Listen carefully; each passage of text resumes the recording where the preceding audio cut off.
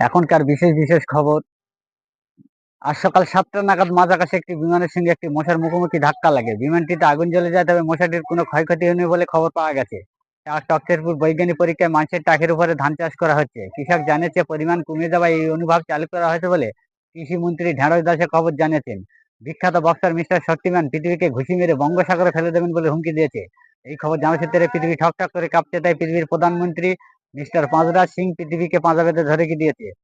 কোকিলগঞ্জে জঙ্গিদের আক্রমণে ভারতের 4টি চড়া পাখির মৃত্যু হয়। এই খবর জানাসূত্রে কোকিলবাবু 3 কেজি খোঁজ প্রকাশ করেন এবং ওই কেন্দ্রের বনমন্ত্রী মিস্টার মনমিডেল মৃত পাখিগুলোর ভেজে খাবার নির্দেশ দিয়েছে।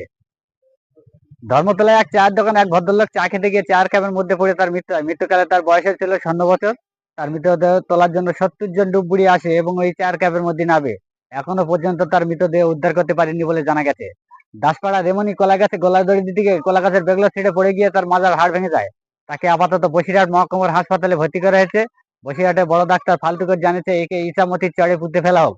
যতক্ষণ হাড় থেকে মাংস আলাদা না হবে ততক্ষণ কোনো চিকিৎসা করা হবে না বলে বসিরহাটের বড় ডাক্তার ফালতুকর জানিয়েছেন। আজকের খবর এই পর্যন্ত। পরবর্তী খবর আবার পরবর্তী ভিডিওতে আসছে। সকলকে দেখার অনুরোধ রইল। সকলে কমেন্টে জানাবেন পরবর্তী ভিডিও আসার জন্য।